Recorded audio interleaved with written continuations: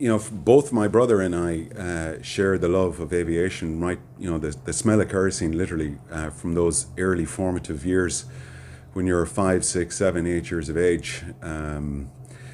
And frankly, growing up so close to Shannon Airport generally, there was just nothing cooler when I was growing up than Shannon Airport. Those were difficult days back then in the 1970s in the west of Ireland. It was a challenge. And when you come to Shannon Airport, it's associated with people traveling to America, typically. Prosperity. Yeah. Right.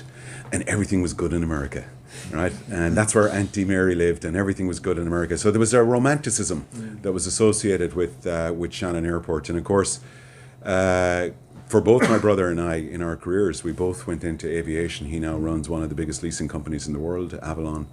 And Embraer, of course, is the third largest aircraft manufacturer in the world. So, yeah, it is unquestionably firmly rooted in Shannon Airport. And then, of course, GPA, where my brother worked. And so, the west of Ireland aviation, it's very linked. Did you want a business career or an aviation career, or did you want a business career in aviation, or what was your... Yeah, look, I'd like to say this was all very well structured and choreographed. It wasn't at all, not even remotely, but the love of aviation was always there in the back of my mind. And, somebody asked, I've been asked this question a couple of times, how did you get into the career? It's just a combination, frankly, of luck, choice, and a small bit of courage to take chances early in your career. And I was wondering what to say to the folks that were there today, but the one other thing I would say to folks that are in college today is don't be afraid to take chances, because now's the time to do it. I would say for the younger people generally, right?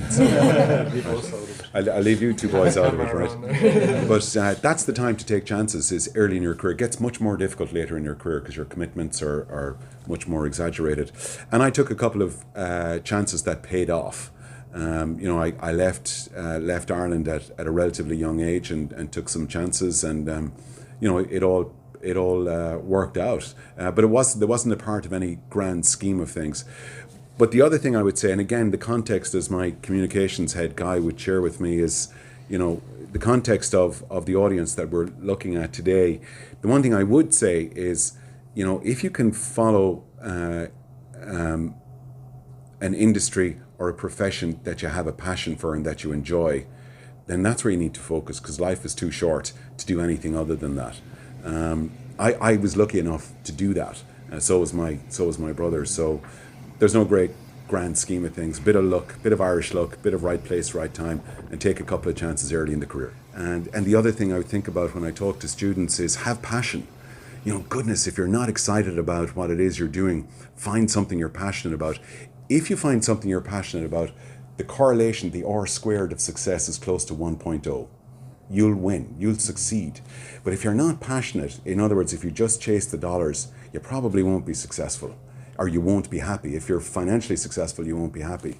In my case, I found aviation, and I would encourage anybody, the kids that are here today, or young adults, that are here today, this is such a cool industry to be in. Commercial aviation, aviation generally, whether it's executive aviation, commercial aviation, or defense, or space, it's just super cool.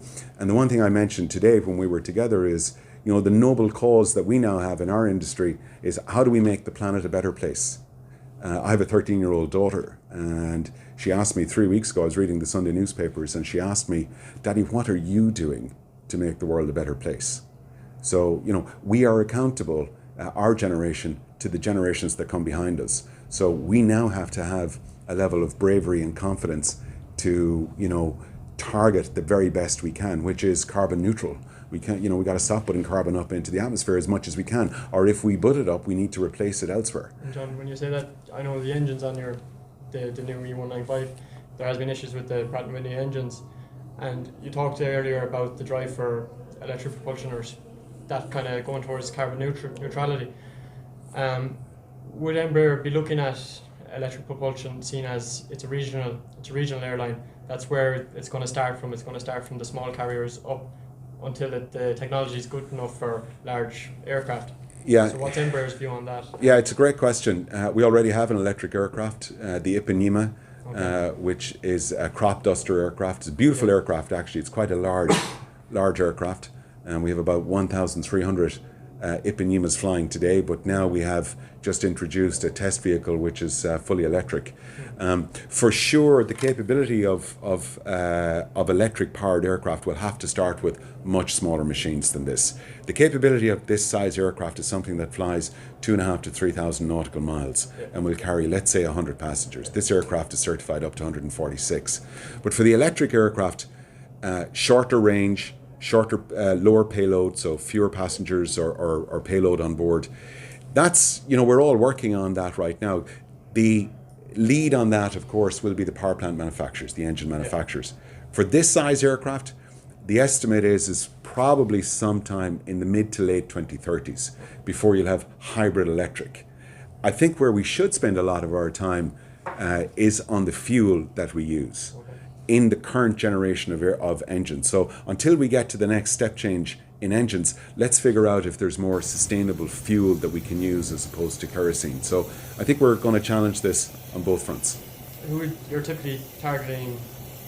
Is it full service carriers or low cost carriers? Let's think about that.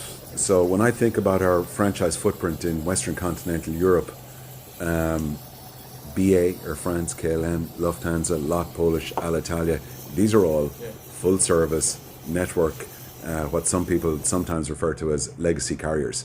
So, the deployment of the aircraft as we go forward, there's three different sizes to the E2 family. You've got the 175 E2, which we're going to have the first test flight in December. So I'm excited to share that with you all.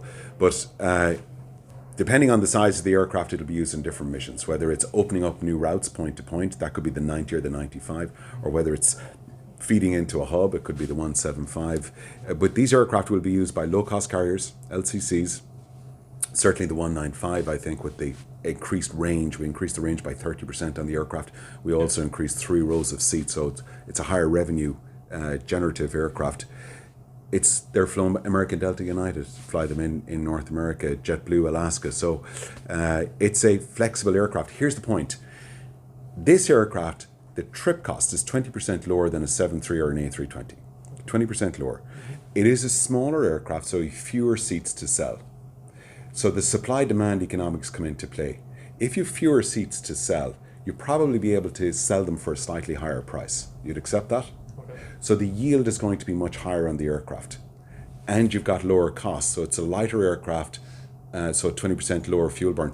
Airlines around the world, particularly in the down cycle, they need aircraft that gives them profitability, because if all you're doing is flying very big aircraft, you might have a problem in the downturn.